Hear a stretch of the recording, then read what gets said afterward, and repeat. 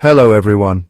Today we're diving deep into the murky waters of the Papua New Guinea government's latest brainchild, the Niucare policy. Launching in February 2025, this scheme promises to revolutionize healthcare for public servants. But hold on to your jandals, folks, because something smells a bit off.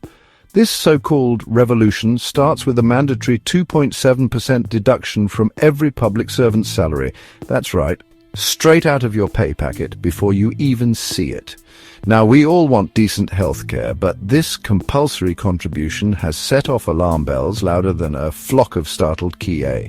Why the alarm? Well, the PNG government hasn't exactly earned our blind trust, have they? This is a government with a history of financial scandals, longer than a queue for a hot roast kumara on a cold Dunedin day. And Niucare? It's starting to look like another dodgy sausage roll at the government's picnic. Let's talk about the man at the helm of this Niucare ship, Siva Kumaran Sathasivam, the CEO of the Public Service Niucare Association, or PSNA. Mr. Sathasivam, you see, has a past that's more tangled than a sheepdog trial after a rainstorm. He was allegedly involved with Workers' Mutual Insurance, PNG Limited, a company that went belly up in 2013. Liquidated, they call it. And why did it go under? Insolvency, according to the official report by PricewaterhouseCoopers. But wait, there's more. Remember Jimmy Maladina, current Member of Parliament?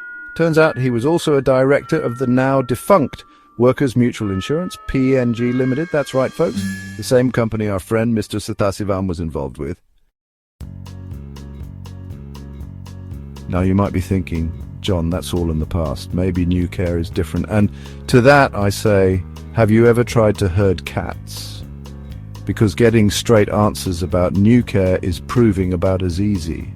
The government's been as quiet as a mouse at a cheese tasting about the details. No one seems to know where this 2.7% is actually going, and don't even get me started on the government's own contribution.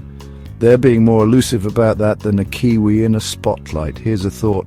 If the government isn't coughing up any of their own cash, shouldn't this 2.7% deduction be voluntary? You know, give the people who are actually paying for it a choice. Just a thought.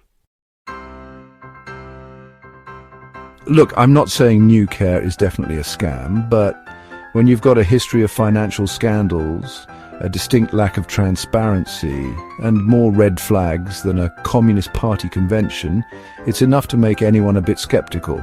So what can we do? Well, for starters, we can demand answers. We need to know where our hard-earned money is going. We need transparency, like a freshly cleaned window.